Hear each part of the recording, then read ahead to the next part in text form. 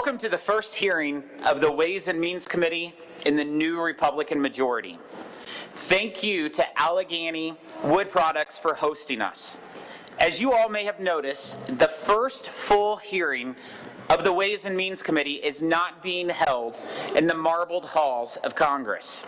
Instead, we are in Petersburg, West Virginia, for the first of many such field hearings.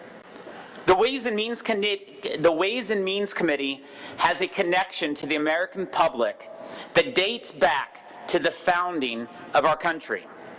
Every family, business, farmer, senior citizen, and frankly, foreign nation is impacted by our work. More importantly, our values are reflected in that work. But over the last few years, this committee's work and that of Congress has drifted from the needs of these good people. We must course correct. We must prioritize the voices in rooms like this one and not those of the Washington political class.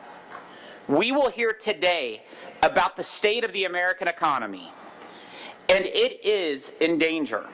Historic inflation, high energy bills, declining real wages, labor shortages, spikes in interest rates, the supply chain crisis, China's unfair trade practices, and so much more. These are some of the challenges confronting working families that Republicans will work to solve. If we want to put our nation on sounder footing, we need to prioritize our most valuable resource, the American worker.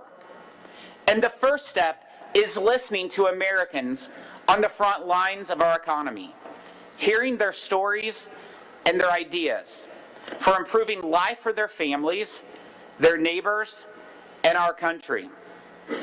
The people of West Virginia are resilient, but life is undeniably harder than it was just 2 years ago. Communities like Petersburg have seen their voices drowned out by special interests in Washington, calling for more spending and more regulation that has fueled the fire of inflation. For many Americans, it feels like Washington has forgotten all about them. In West Virginia, the cost of living has increased 15.1% since President Biden took the oath of office, costing families a total of $7,000 and counting. For parents, it means choosing between new shoes for school or filling up your tank to get to work. For seniors, it means figuring out each month whether to pay for groceries or the heating bill. Gas prices have risen 42% in this state since Biden became president.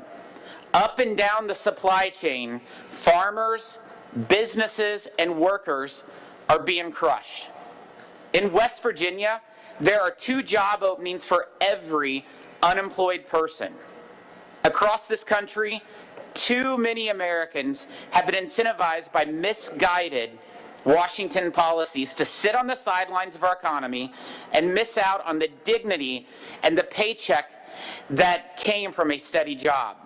For small towns, it can mean treasured local establishments shutting their doors from lack of workers. Today we will hear from Tom Plogger, a 25-year employee of Allegheny Wood Products, our host today. Ashley Bachman, a mom of 3 and local restaurant owner.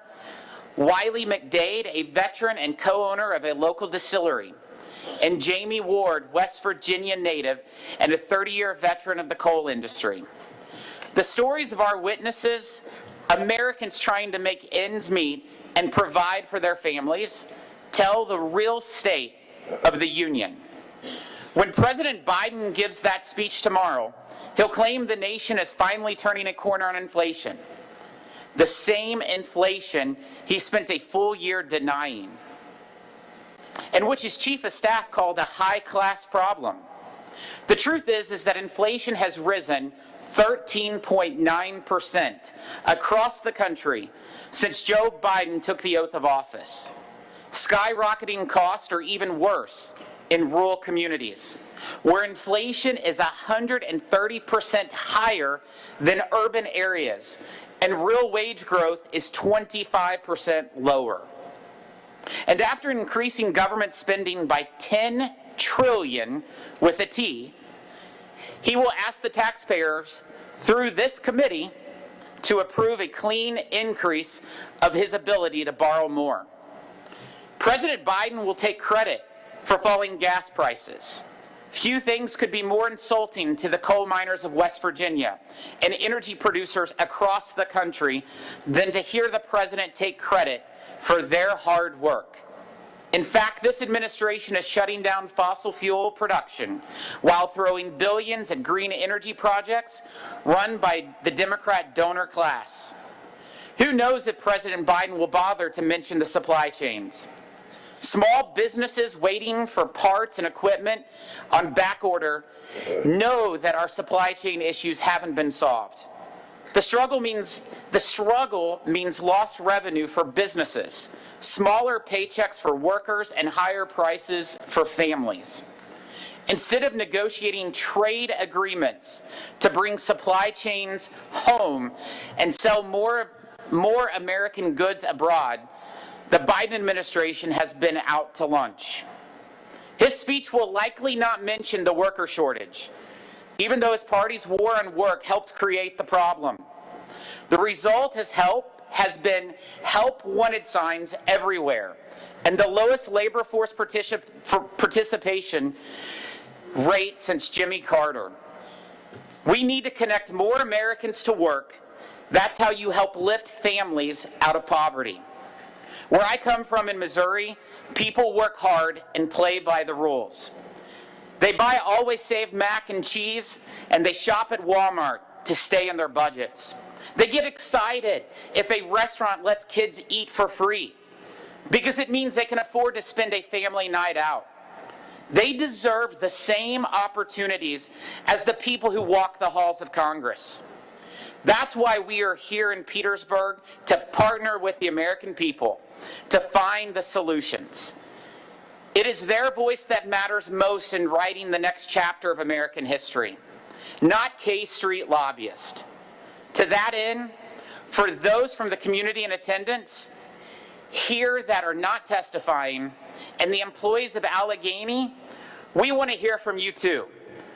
We will be providing a notebook for you to share your thoughts with this committee, and which we will insert into the official record of the hearing. So throughout the hearing, those notebooks will be passed out, and I want more than just the 4 witnesses here to tell us about the issues you're concerned with in this country and your ideas for solutions, so that we can enter those into the official record and bring them back to Washington to help deliver results for each and every one of you. I want to thank our witnesses for taking time away from their families and work to be with us today and share their stories.